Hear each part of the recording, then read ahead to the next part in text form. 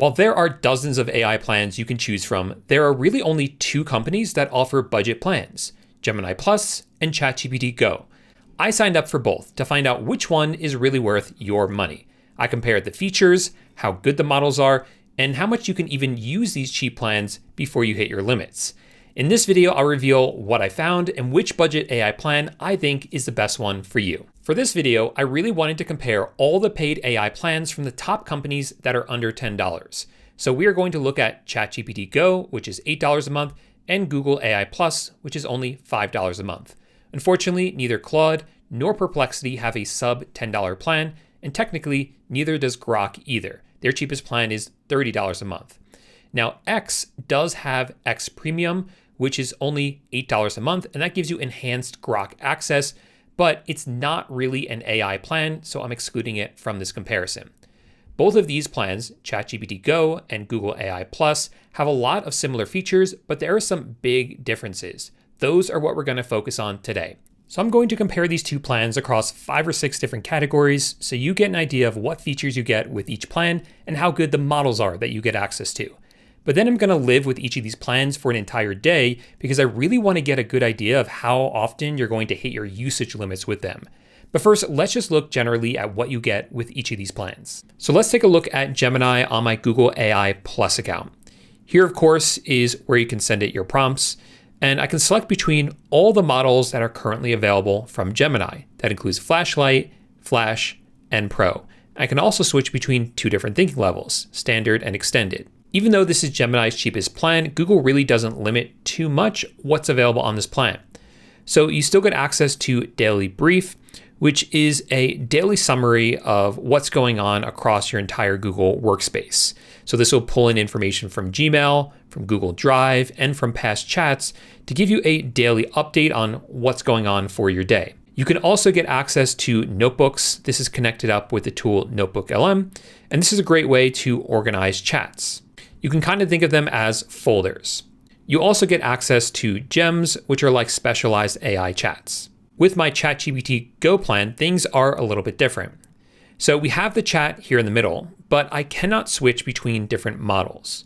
Up here at the top, you see I have access to what they call ChatGPT. If I want a different model, I have to upgrade to the more expensive ChatGPT Plus. What this means is anytime you are chatting with ChatGPT with the Go subscription, you are getting access to the instant model. With the Go subscription, you don't get access to the Thinking or Pro model, but what you can always do is click on this plus icon and turn on Thinking if you want to. With ChatGPT Go, you also get access to projects, which are similar to notebooks. This is a way that you can organize your different chats into these different folders. And what's great about them, across both ChatGPT and with Gemini, they work similarly where you can upload these sources to give the AI more context. You also get access inside of ChatGPT Go to GPTs, which are similar to gems. These are custom versions of ChatGPT that combine instructions, extra knowledge, and any combination of skills. So they're like specialized chats. Realistically though, if you're just using this for regular AI chats, you're gonna be happy with either ChatGPT or Gemini. The default model on both of them is quite good, and you'll probably be happy with either of them. It kind of comes down to personal preference. Try out both of them and see whose personality, so to speak, you like better and which responses you like more. But if you do want access to more advanced models, that's something you can get with your Gemini Plus subscription that you're not going to be able to get with a ChatGPT Go plan. The other great thing about Gemini Flash is that it has a massive context window. That means that you can upload large files or attach notebooks that have a lot of sources, and it'll be able to see all of the information and use it when answering your queries. ChatGPT's context window, on the other hand, is much smaller. It's okay for everyday tasks, but it's certainly nowhere near as large as what Gemini has. Another important consideration is the memory system that each of these tools has. So with ChatGPT, if you come into the settings and come into personalization, you can turn on memory. So it can reference saved memories that it will auto save as it learns more about you, and it can also reference past chats. Gemini does something slightly different. If you come over to settings and click on personal intelligence, we have memory at the top. This is similar to what ChatGPT does. This will enable Gemini to learn from your past chats. But they also have something called connected apps. With this, you can turn on your Google Workspace, and this will give Gemini access to your Gmail, Doc, Google Keep, Calendar, Drive, and Tasks. You can even turn on your photos, your search services, YouTube, and YouTube Music. With all these turned on, then anytime you ask Gemini a question, it'll be able to pull in context from these connected apps. Now, in my experience, I find that ChatGPT's memory is the best. The way that it naturally integrates it into the conversation works very well.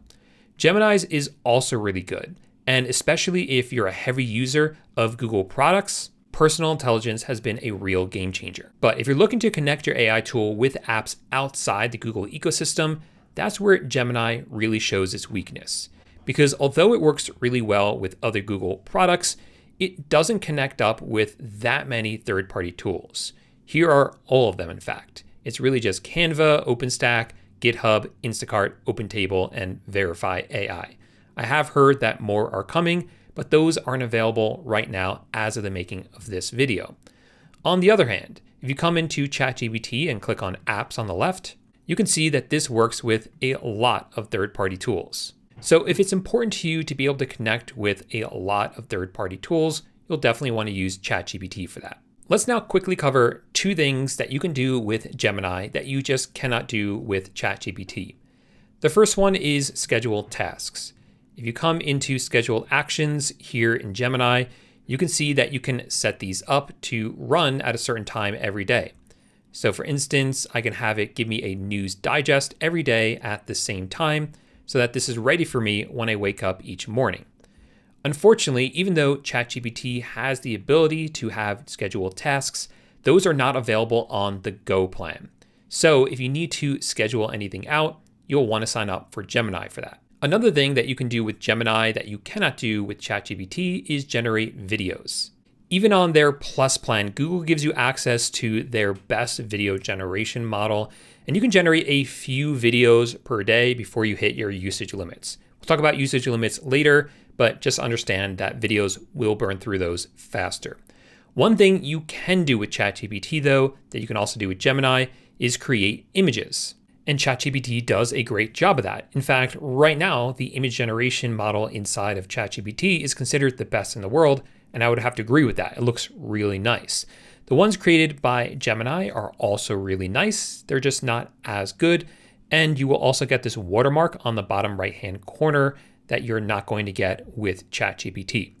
So overall, I think that if you want the best images, you should go with ChatGPT, but if it's not super important for you, I think you're going to be happy with either one. Next, I want to talk about some features that are available for both Gemini Plus and ChatGPT Go, but they work a little bit differently. Inside of Gemini, they have this really great tool called Canvas, and this is available even on the Plus plan. When you use this, it will create this side panel over here where you can work interactively and collaboratively with Gemini. So here I asked it to create a short story for me, and it's over here on the right. And I can edit this story. I can delete stuff. I can add new text if I wanted to. I can change the font, change it to a heading. So it's really collaborative. I can even highlight different parts of it and tell Gemini exactly what I want change for that part that's highlighted. This is really helpful when you have it create for you different apps. So here I just had it create for me a simple timer app, and we can see that over here on the right. And if I want to make any changes, I can click where it says select and ask, and maybe select this section and say, make this purple ring green, for instance, and it will make that change. The way that ChatGPT handles this is a little bit different. It's still called Canvas, but it shows up in the chat like this. Personally, I don't like this because I want to see the two side by side. I find it's easier to work on it. But you can fully change anything in here.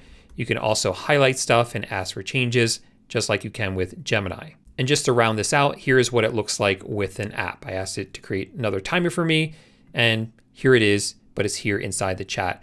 And there's really no way to ask it to make changes, to highlight certain sections of it. like you can with Gemini. So I do like the Gemini experience there better. Another tool that you get access to on both these plans that I think is pretty comparable is the deep research tool. So inside Gemini, for instance, if you click on this plus icon, you can select deep research. And with ChatGPT, it's the same thing. You can click on the plus icon, select deep research. This is different from regular chat because when you send a query through deep research, it's going to spend a lot more time doing the research and compiling the information into a report for you. Once Gemini is done, the report will look like this. It looks similar to Canvas, where it's over here on the side. And you can scroll through and see this is quite a dense, comprehensive report. They put tables in here, equations in this case, a lot of citations. So it's a very full report. ChatGPT does something similar. You can see the report right here. One thing I do like about ChatGPT is over here on the left is this table of contents, so you can easily move through this report. Again, I think both of them do deep research very, very well, and I haven't found that one is better or worse than the other. Next, let's talk about the usage limits for each of these plans. This is how much you can use the plans before you max it out and they downgrade you to a weaker model. So I spent the last day using both my ChatGPT Go plan and my Gemini Plus plan to really push them to their limits to see how many times I would hit the limit with them. With ChatGPT, this was really easy to understand because with a Go subscription, you can send up to 160 messages every 3 hours. And after that, they will downgrade you to a weaker model. With Gemini, it's not as clear. It really depends how heavy the task is that you give it. So if you upload a lot of files or give it a ton of context, like if you attach or use a notebook that has a lot of sources, that's going to burn through it faster. And certainly creating videos is going to burn through it really fast. For instance, one video generation is typically costing me about 37 or 38% of my current usage. Once you burn through your usage, you can still use Gemini, but they downgrade you to the Flash Lite model. At the end of the day, I found that I hit my Gemini usage limit a couple of times throughout the day, but I never hit my ChatGPT limit. So once again, there's a bit of a trade-off here. If you're happy with the default ChatGPT model for all your work and you just want a straightforward plan that gives you the most usage, that's going to be ChatGPT. With Gemini, you get access to more models and a few more advanced features like video generation, but you have to be very careful when planning out your usage. For this next category, I want to talk about what benefits you get with your subscription outside of the chat experience. With Google AI Plus, for instance, you get credits that you can use inside of Google Flow. Flow is a tool that you can use to generate images and videos. This is separate from your usage limits inside of Gemini. With a Plus subscription, you get 200 credits to use every month. And when it comes to generating videos or images, you'll see how many credits each generation will take before you run it. So you can kind of plan out how many credits you're going to use every day. This is similar with Google Flow Music. This is a tool for generating AI music. And with a Plus subscription, you get 3,000 credits to use specifically for Flow Music. With your subscription, you also get enhanced access to Notebook LM. This is a tool for organizing different research topics into these notebooks. It is a free tool, but with your Plus subscription, you get access to higher models and more tools. It also gives you 400 gigabytes of storage that you can use across Drive and Gmail, and you can share this with up to 5 family members. So it's a lot of value that you are getting for just $5 a month. With the ChatGPT Go plan, you don't get anything like what you get with Gemini. In fact, with a Go subscription, it can also include ads inside of chat, although I haven't seen any of those yet. Finally, let's talk about the super apps that you get access to with each of these subscriptions. With a ChatGPT Go subscription, you get limited access to OpenAI's Codex. This is an app you download onto your computer. What makes it different from using ChatGPT is that you can point it to local files and folders on your computer. So for instance, here I have a folder called Invoices that I have Codex connected to. So if I start a new chat from within Invoices, it will be able to see all the invoices I have in that folder and can create new ones for me and place them directly in the folder on my computer.